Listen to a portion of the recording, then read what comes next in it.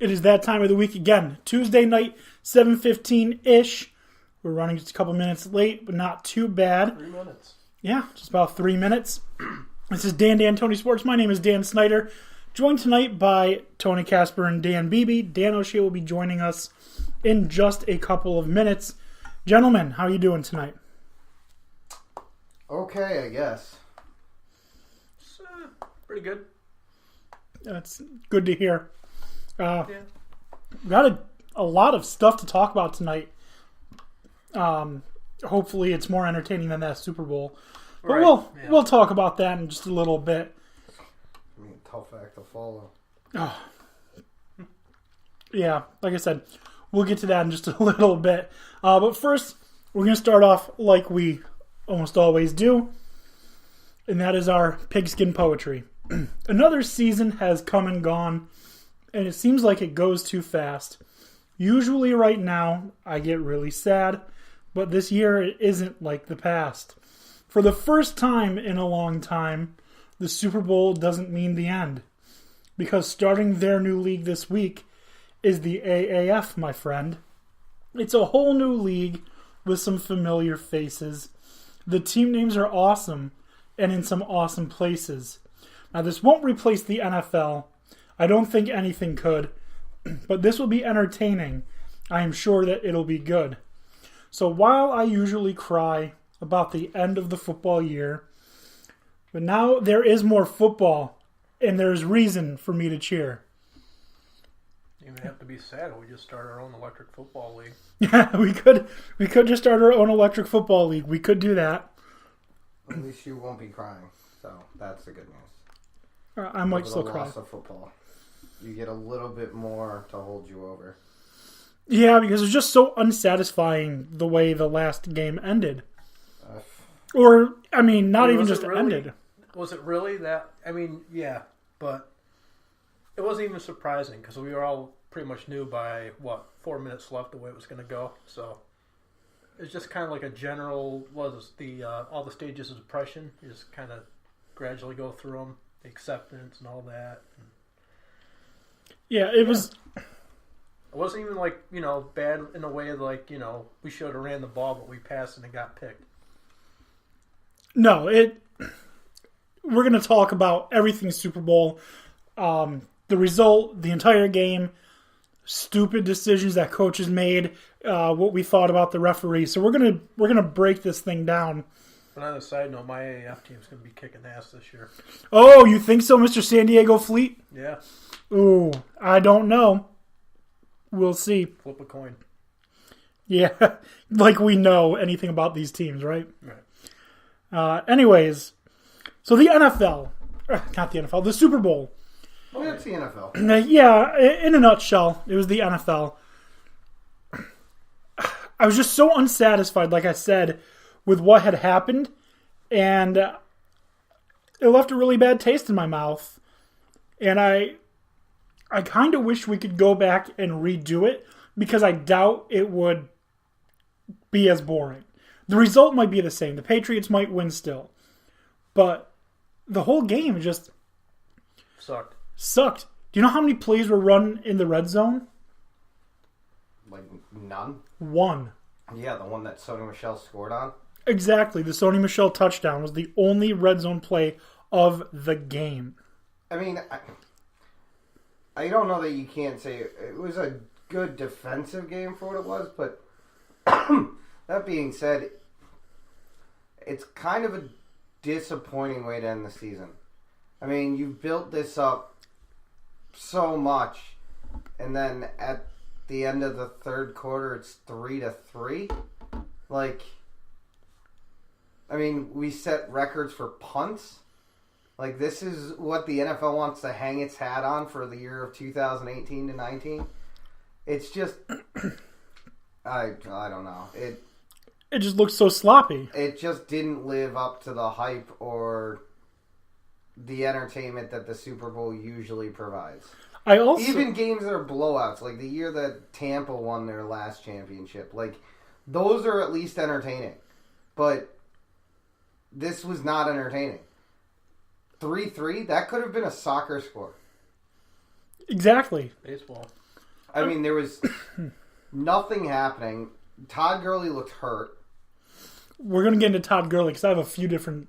I mean, there's a things. lot of things in that Super Bowl, and all of it felt just extremely underwhelming. It did. It felt like neither team game planned. Yeah, or...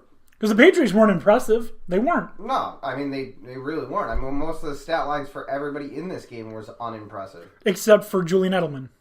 Yeah, you can make an entry. You can make a conversation that... I mean, if Julian Edelman didn't go for 10 for 141, I mean, Sony Michel had a pretty impressive game. 94 yards and a touchdown out of a rookie running back. That is a good point. I mean, that's not heard of often. So he had a decent game. And I think that was almost MVP worthy. I mean, I can understand them giving it to Edelman, but like the guy that put your team up to pretty much win it. Yeah, I mean, you could have made the argument. I mean, he was the only one to score a touchdown. I mean, I don't think if Edelman's stat line for a running back wasn't as impressive, or for a wide receiver wasn't as eye-poppingly impressive for an individual, then it would have gone to Michel. I mean, there's no other way. And how fitting was it that pretty much the guy who sealed it for the Pats, ex-Buffalo Bills, Stephon Gilmore. Yeah. Essentially, in typical New England fashion. Yeah, they take everyone's retreads and leftovers and... I mean, Tom Brady didn't have a touchdown. He threw an interception and he fumbled. Yeah. Like, that's a terrible stat line. It is. And... First drive was a pick, right? That was the first interception. That was the first time he was intercepted on the first draft all year. Or on the first drive all year. I don't even think the defense was as impressive as a lot of other people do. I feel like it was sloppy. Neither team seemed like they wanted to be there. Now, let me ask you a question. If the score was reversed, I personally think it would have been a better game. Because at least there would have been more storyline to that.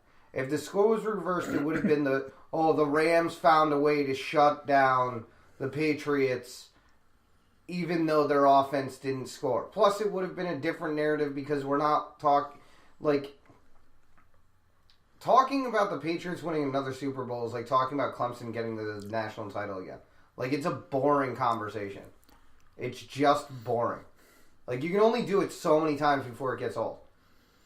I mean... It's like the Yankees in the 90s doing it again. All over again.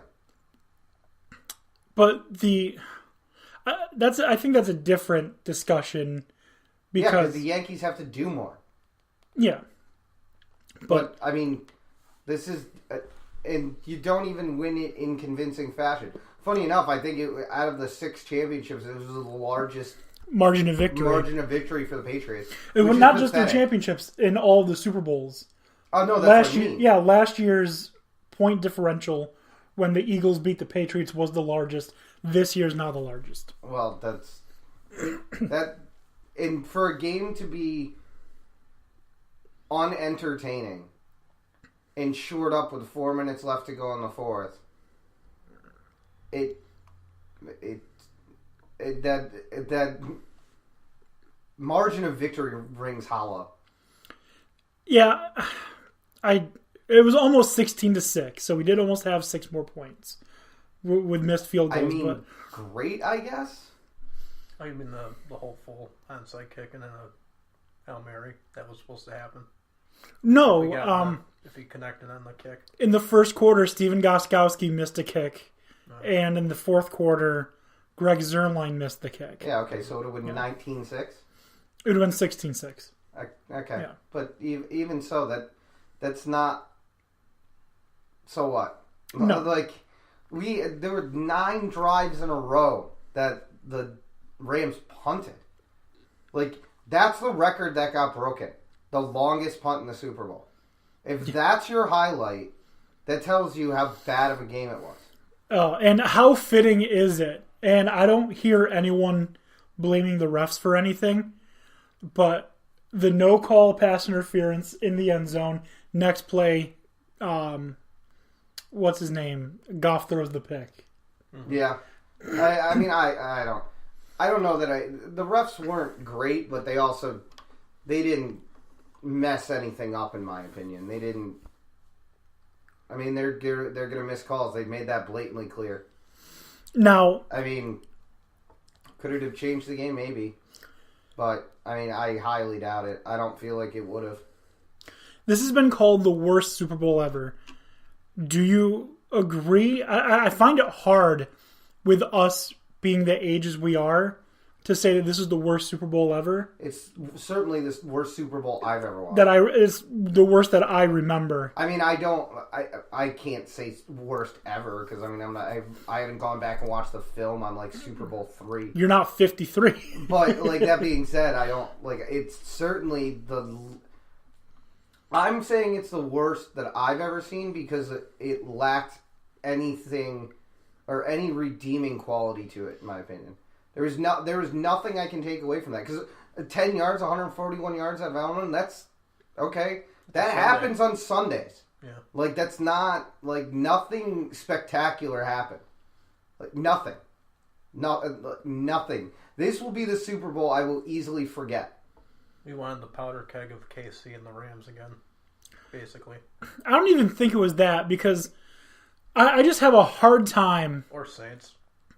I just have a hard time believing that all of a sudden the Patriots' defense was so great that they stopped one of the highest scoring teams in league history. I also have a hard time believing that the Rams played that bad. That's what I'm saying. I mean, you're talking about a team that was averaging 38 points a game. I'm not saying that. Where did it go? You lost it in 2 weeks?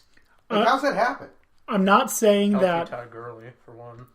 I'm not saying that the Patriots cheated or anything because I don't think so. I don't think the Patriots, if they had cheated, would have looked as bad as they did. I blame it on Drake. What was Drake wearing during the Super Bowl? No, the day before the Super Bowl, he was videotaped, or there was a picture of him at a basketball game wearing a Los Angeles Rams jacket. Like I just imagine leading up to any of the games, if he makes an appearance with your team is done. His history has stated such. I'm just imagining he's sitting at his house or wherever he is watching the Super Bowl, and he's got a shirt on that says offense. Because Maybe that didn't show up. Yeah, maybe. Maybe. I am struggling to find good things to say about the Super Bowl. Like, I made good food. I did too. That's what I can say about the Super Bowl. I watched it. Yeah. Like, did anyone else notice how, like, unbelievably short the Super Bowl was this year? Well, yeah, when the clock gets to just keep running and there's no scoring to stop it or any first downs being made, yeah. Like, I expected to go to, like, 10. Sometimes it goes to, like, 11. Yeah, but it wasn't the case this year. I don't know. Again, this will be the one that I'll completely forget later in my life and won't care about. Yeah, It also doesn't help that it's, the Patriots 6 and you have to, I don't know. It was bad. Bad all the way around. And quite frankly, I'm glad that it leaked that the NFL won't be opening with that game next year. What do you mean? Typically, the NFL opens its season with a rematch of the Super Bowl. Oh. Typically does that, but because it's the 100-year anniversary, they're opening with Packers-Bears. That makes sense. Yeah. Well, yeah, I mean, it's one of the original two teams. There's a historic rivalry there. You get arguably a team that probably should have beat the Eagles in the playoffs against Aaron Rodgers. And, I mean, one of the great quarterbacks of our time. I mean, and just the historic value, I mean, that completely adds up to me. But I'm glad it's not going to be this game. I'm not on the edge of my seat to see a rematch of this. I feel like if we get a rematch, if they are just like, you know what? Scrap it. We're going to play this again. I don't think it would be this bad. You're probably right. It's hard to envision that this happening twice. But that being said, it was... What I did get was not good. It just wasn't. No. I'm struggling to continue to find ways to talk about this game because, to me, I'm already forgetting it. Well, I mean, we've got like 2 more hours left of talking about it.